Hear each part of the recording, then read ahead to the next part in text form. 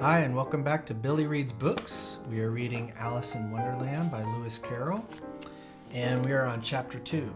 So get your tea ready, get settled in, and we'll start reading.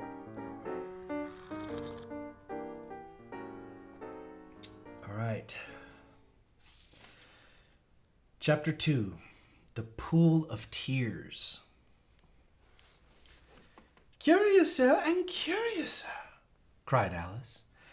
She was so much surprised that for the moment she quite forgot how to speak good English. "Now I'm opening out like the largest telescope that ever was. Goodbye, feet." For when she looked down at her feet, they seemed to be almost out of sight. They were getting so far off. "Oh, my poor little feet!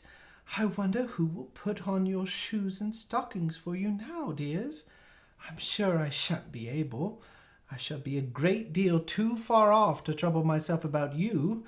You must manage the best way you can. But I must be kind to them," thought Alice, "or perhaps they won't walk the way I want to go. Let me see. I'll give them a new pair of boots every Christmas." And she went on planning to herself how she would manage it. "They must go by the carrier," she thought, "and how funny it will seem, sending presents to one's own feet. And how odd the directions will look. Alice's right foot, Esquire, hearthrug near the fender, with Alice's love." Oh dear, what nonsense I'm talking. Just at this moment, her head struck against the roof of the hall. In fact, she was now rather more than 9 feet high, and she at once took up the little golden key and hurried off to the garden door. Poor Alice!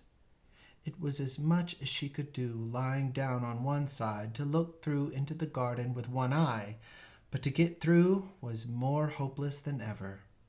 She sat down and began to cry again. "You ought to be ashamed of yourself," said Alice. "A great girl like you," she might well say this, "to go on crying this way. Stop this moment, I tell you." But she went on all the same, shedding gallons of tears, until there was a large pool all around her, about 4 inches deep and reaching half down the hall. After a time she heard a little pattering of feet in the distance, and she hastily dried her eyes to see what was coming. It was the White Rabbit returning, splendidly dressed, with a pair of white kid gloves in one hand and a large fan in the other. He came trotting along in a great hurry, muttering to himself as he came, "Oh, the Duchess! The Duchess! Oh, won't she be savage if I've kept her waiting?" So Alice felt so desperate that she was ready to ask help of anyone. So when the White Rabbit came near her, she began in a low, timid voice, "If you please, sir." The rabbit started violently, dropped the white kid gloves and the fan, and scurried away into the darkness as hard as he could go.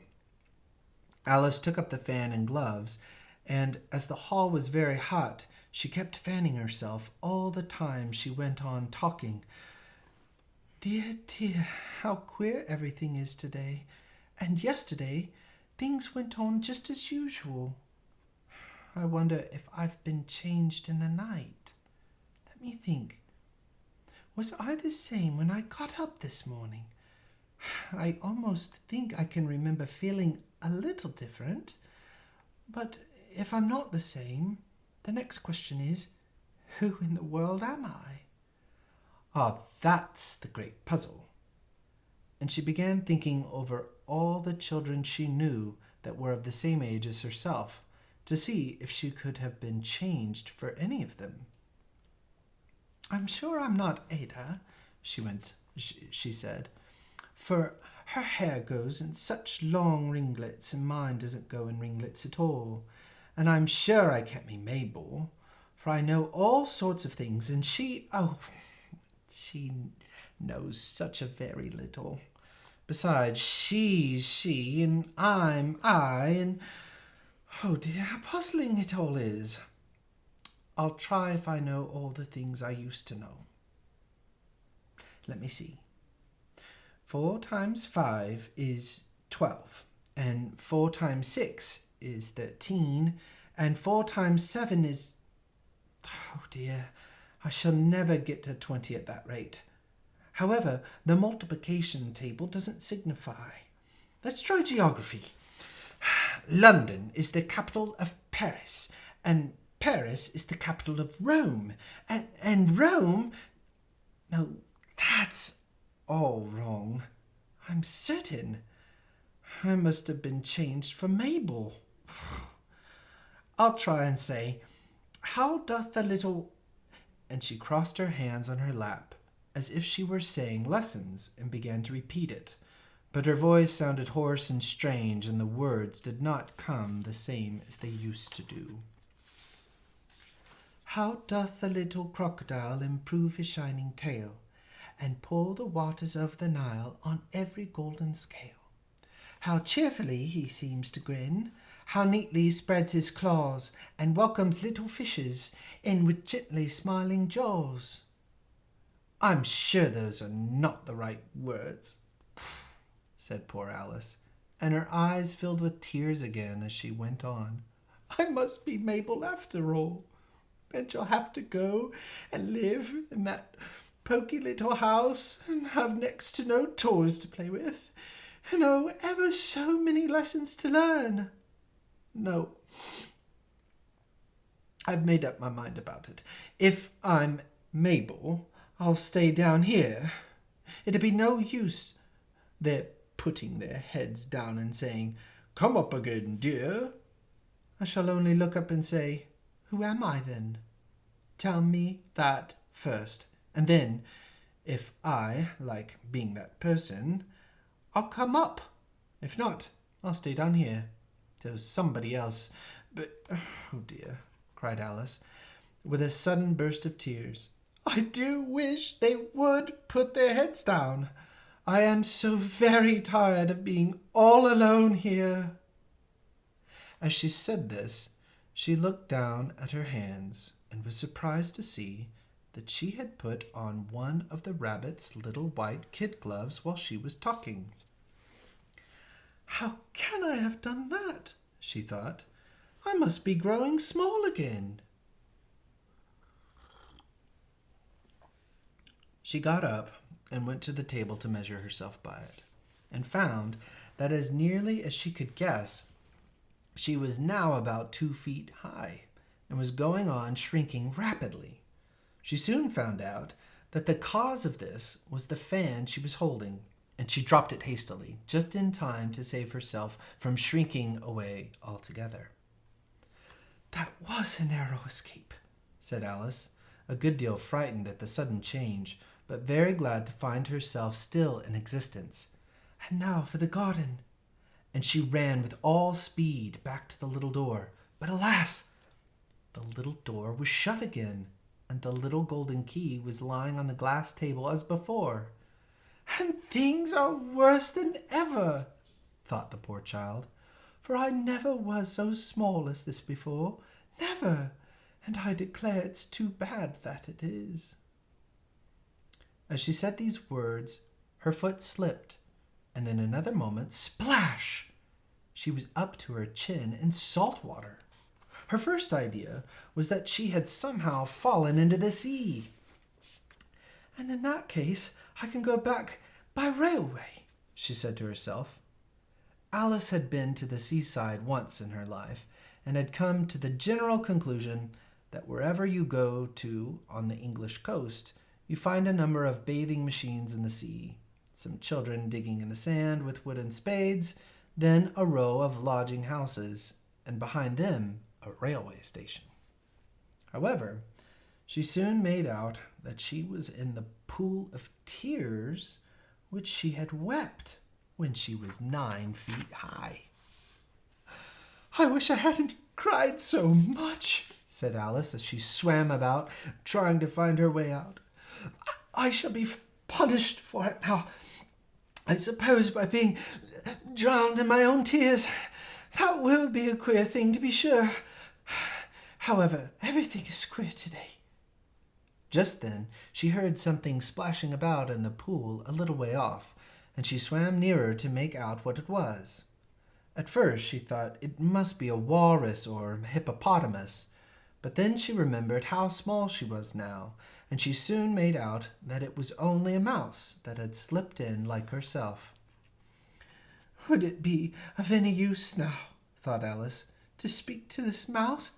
Everything is so out of the way down here that I should think very likely it can talk. At any rate, there's no harm in trying." So she began, "Oh, mouse, do you know the way out of this pool? I am very tired of swimming about here, old mouse." Alice thought this must be the right way of speaking to a mouse. She had never done such a thing before, but she remembered having seen in her brother's Latin grammar, "A mouse of a mouse to a mouse, oh mouse." The mouse looked at her rather inquisitively, and seemed to her to wink with one of its little eyes, but it said nothing. "Perhaps it doesn't understand English," thought Alice. "I dare say it's a French mouse, come over with William the Conqueror." For with all her knowledge of history, Alice had no very clear notion how long ago anything had happened.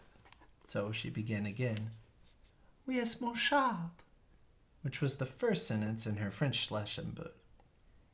The mouse gave a sudden leap out of the water and seemed to quiver all over with fright.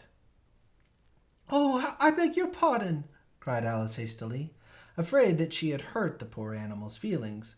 "I quite forgot. You didn't like cats." "Not like cats!" cried the mouse in a shrill, passionate voice. "Would you like cats if you were me?" "Oh, well, perhaps not," said Alice in a soothing tone. "Don't be angry about it. And yet I wish I could show you our cat Dinah. I think you'd take a fancy to cats if you could only see her. She is such a dear, quiet thing." Alice went on half to herself as she swam lazily about the pond. "And she sits purring so nicely by the fire, licking her paws and washing her face. And she is such a nice, soft thing to nurse. And she is such a capital one for catching mice." "Oh, I beg your pardon," cried Alice again, for this time the mouse was bristling all over, and she felt certain it must be really offended. "We won't talk about her any more, if you'd rather not." "We indeed!" cried the mouse, who was trembling down to the end of its tail. "As if I would talk on such a subject! Our family always hated cats. Nasty, low, vulgar things. Don't let me hear the name again." "I won't, indeed," said Alice, in a great hurry to change the subject of conversation. Are you fond of dogs?" The mouse did not answer, so Alice went on eagerly. "There is such a nice little dog near our house I should like to show you. A little bright-eyed terrier, you know, with, oh, such long curly brown hair. And it'll fetch things when you throw them, and it'll sit up and beg for its dinner, and all sorts of things. I can't remember half of them. And it belongs to a farmer, you know, and he says it's so useful it's worth £100. He says it kills all the rats, and oh, dear," cried Alice in a sorrowful tone, "I'm afraid I've offended it again." For the mouse was swimming away from her as hard as it could go, and making quite a commotion in the pool as it went. So she called softly after it, "Mouse dear, do come back again, and we won't talk about cats or dogs either, if you don't like them." When the mouse heard this, it turned and swam slowly back to her.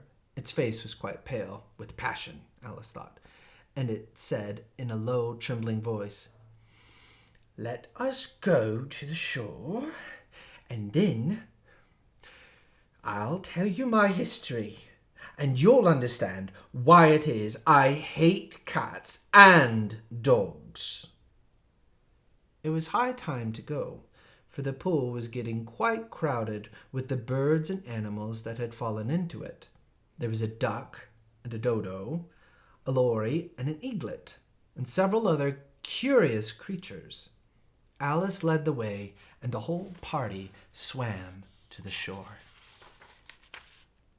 It's the end of chapter 2. We'll read chapter 3 next time.